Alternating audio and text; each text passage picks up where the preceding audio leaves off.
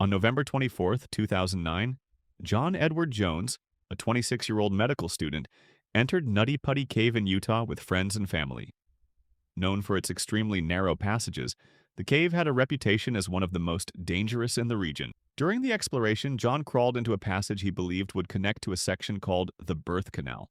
But he had made a fatal mistake. The tunnel he entered was even tighter and angled downward. As he slid headfirst, he suddenly became stuck, at nearly a 70-degree angle, upside down, his arms pinned by the rock. John's brother, Josh, tried desperately to pull him back, but every attempt failed. Realizing the danger, Josh crawled out for help. Soon, rescue teams arrived. More than 100 volunteers, paramedics, and cave specialists would eventually join the mission. The rescuers faced enormous challenges. The tunnel John was trapped in was only about 10 inches across, barely enough space for a person to breathe. The narrow shaft also twisted downward, making it almost impossible to maneuver equipment. Rescuers had to crawl in one by one, lying flat on their stomachs just to reach him. They tried different methods, attaching ropes to a harness around John's legs, drilling into the cave walls to secure anchor points, and building a complex pulley system to pull him upward. For a brief moment, it seemed to work. John was lifted several feet and rescuers felt hope rising. But then, without warning, part of the pulley system broke loose. John slipped back into the crevice, ending up in an even more dangerous position than before. Through all of this, John remained conscious for many hours. Rescuers spoke with him, passed down oxygen,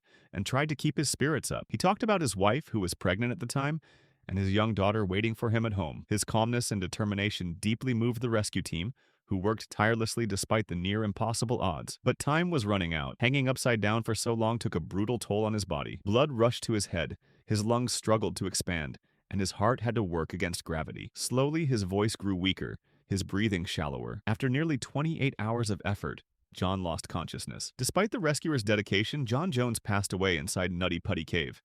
His body could not be safely removed, and authorities decided to seal the cave forever, turning it into his final resting place. In February 2014, deep in the frozen north of Norway, tragedy struck in one of Europe's most dangerous underwater cave systems, Plura Cave in Rana. A team of 5 Finnish divers set out to conquer a daunting challenge, navigating the 1.3-kilometer submerged passage that connects the Plura and Steinugelflaget cave entrances. They knew the dangers. Icy water at just 2 to 4 degrees Celsius, twisting passages so narrow that divers had to squeeze through with heavy gear scraping against the rock, and pitch darkness where even the smallest mistake could be fatal.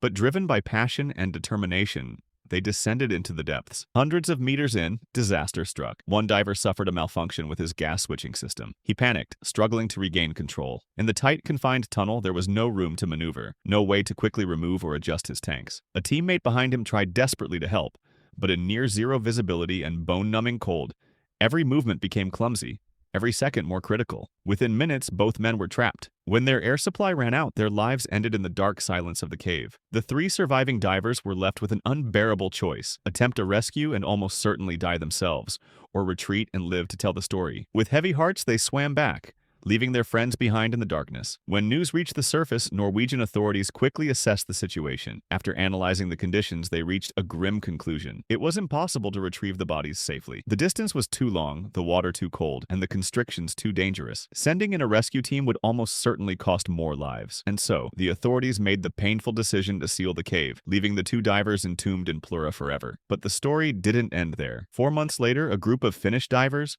friends of the victims, refused to accept that fate. They meticulously prepared, installing new guidelines, carrying specialized equipment, and planning every step of the operation. Inch by inch, they pushed into the same deadly tunnels that had claimed their friends, and against all odds, they succeeded.